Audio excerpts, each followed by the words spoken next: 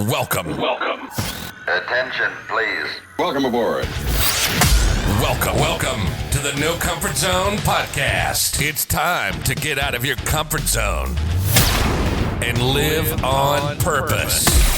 Broadcasting to the world from Rockford, Illinois. This is your wake-up call. Warning. You are the solutions to all your problems. Stop thinking average. Become the hero version of yourself.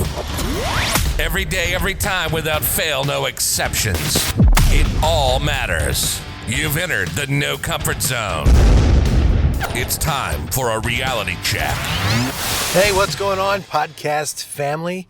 In the No Comfort Zone, a reality check. This is Dan Brzezowski coming to you live. At the moment, it's live for me in my car, driving from work to home, from Crystal Lake, Illinois to Rockford, Illinois. And today's podcast is all about validation. Validation.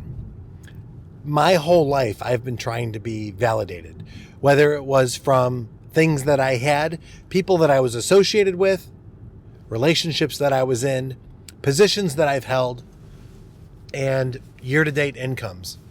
Pretty shallow, huh? Yep, that was me. That was my validation. Now, validation means so much more to me. So this is kind of unique because what I'm doing is I just got a book and I'm listening to the book, and it's fascinating to me, this book. I got two books going on right now. One of them is Atomic Habits by James Clear, and the other one is You're Worth It. And fascinating book, just fascinating book. Talk about validation. He's a Medal of Honor recipient, and his story about enlisting in the Marines, which, almost brings a tear to my eye on how what he did to get into it. And it's so, the parallels between my life and his are getting into it, are, great upbringing, feeling a calling, wanting to join, and all that other great stuff that happens, why a young man would want to be a Marine, and what they put themselves through, to the moment when you earn your EGA or your Eagle Globe and Anchor. To this day, it is one of the most proudest accomplishments of my life, is being able to say that I experienced that, and just very heartwarming. And then now where I'm at, all those lessons learned, 30 years ago, and now those lessons learned and applied, daily, I would say, but most of the time I didn't. I took the easy way sometimes, the non-Marine way, if you will, and got a little bit selfish along the way, which is definitely not what Marines are all about. I made my mistakes along the way, and to realizing that now I'm more mature and I have some wisdom based on really, really bad experiences from really poor decisions and risking a little bit. And that's what I think life's all about. But now that I have this wisdom, along with being and having the title of being a Marine, I'm very proud when I hear the story like this as he reads so well. I'm going to say it's my favorite book of the year, and just an amazing story. And there's a lot of them, but his story is absolutely amazing. And this is amazing. So if you get a chance, go get the book. It's phenomenal, and I strongly recommend it. Anyway, we'll talk more about that later. Validation. So young man today in the sales arena ends up reading a sales training manual, of which I'm supposed to have my own written, but he's reading it, and he comes up to me and he goes, from what you've trained on in the sales process and stuff, you've really made it really simple. And now that I have a little bit more sales experience under my belt, he's like, I really want you to train me, because although the manual is really good and I understand the foundation of it, I think that you can add so much more to my experience in going through the sales training. And I would agree with that 100%.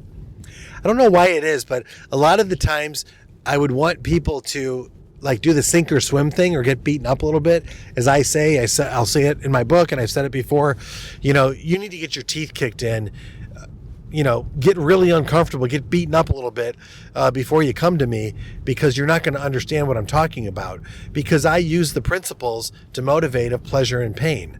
It's not really, what are you trying, it is everything, whether you're going in the Marine boot camp, whether you're living a life in, competition, sports or whatever it might be.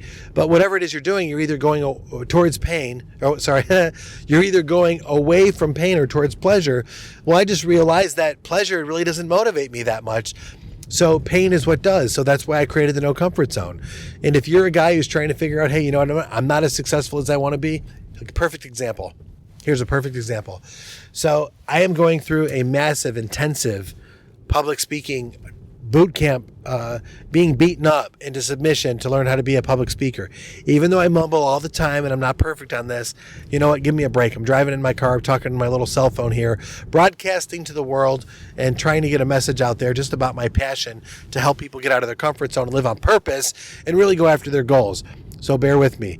But this public speaking place that I went to I had to study for 2 weeks before I can even get on stage and be filmed and all this stuff. And then I had to go through these different sales pitches and learn how to do all these things just because I had a passion to do it. And also I was very money driven, but that's not the case anymore. What really is the case is being able to communicate a message to get people to be inspired, to take action. That's really what it comes down to. And I do that through example. I do it through speaking and seminars and all that stuff. That's what I've done for that. That's what gives me great joy. So now I'm in a position where I'm actually, so excited to be in this business of motivating people. It just seems that motivation is so much more intense when you have some experience behind you and some pain. So the reason why the No Comfort Zone works so well when it comes to leadership training, when it comes to sales training, when it comes to speaking to an audience, when it comes to doing all of these things, it's very real, very relevant, and also very raw. And I was asked recently, is the book ready? And as I explained, yeah, the book's ready, but I got to be careful where this goes because the book is like rated R. And I don't know that I can put a rated R book in the marketplace. I think I should polarize a little bit because I try not to live a rated R lifestyle. But some of my experiences are rated R and even rated worse than that. Definitely like, mature audiences only. But also too, there's going to be some kids coming up, teenagers that have had some really hard things happen in their life. And my job is my purpose, my passion and everything is to make sure that I train these young men, these young women through, communication, goal setting, and everything else that I do is to help them get where it is they want to go and realize that the past doesn't equal the future, as Tony Robbins says so often. But more importantly, you don't have to hit rock bottom in order to be successful. You don't have to pull a me to be the person you want to be. You don't have to get pounded into submission. You just have to know what you like and what you don't like. And then once you have that drive, then I'll give you some stepping stones that you can follow so that you can have a chance at being successful. Because when you face it, at 17, a guy like me was supposed to be pumping gas at gas stations. Yeah, that's how old I am. They used to do that. That used to be a job back in the day. And that's what I thought I was going to do based on the people I was hanging around, based on my level of education, and based on my self-esteem at the time.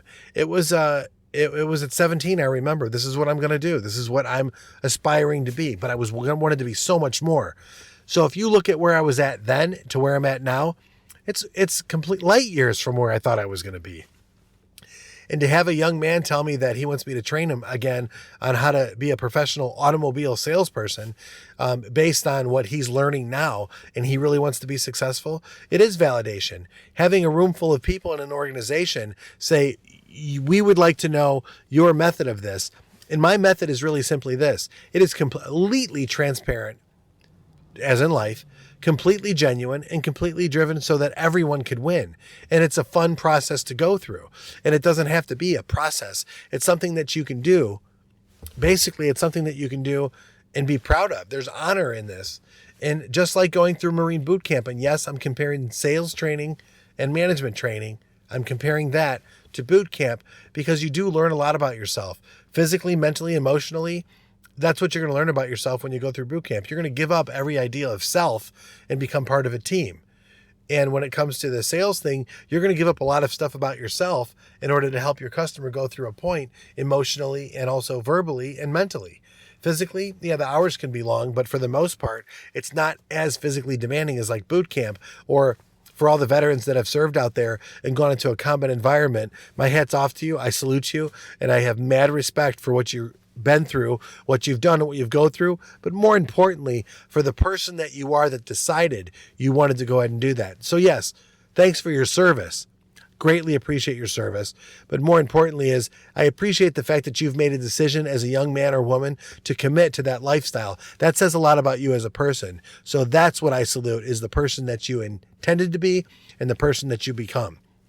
Anyone else that hasn't had the chance to serve in the armed services, wherever you're at, there's a really good way to do that. You can be the best version of yourself. You can get out of your comfort zone by committing to something bigger, but you're going to have to break yourself down in order to build yourself back up. And the No Comfort Zone Challenge is what it's all about. It's not something you go out and you brag to the world, hey, I'm doing this challenge. It's something you quietly get up in the morning and do because you're facing yourself. It's something you quietly do throughout the day. You don't get caught. It's something when you put your head on the pillow at night, you say, this is what I've done. This is what I want to accomplish. And this is what I'm going to accomplish tomorrow. And you keep hitting these checkpoints in your life because when you do it day after day after day and you get out of these little comfort zones minute by moment and you manage those minutes and moments, what ends up happening is you do become that version of yourself where you do become a little bit more powerful.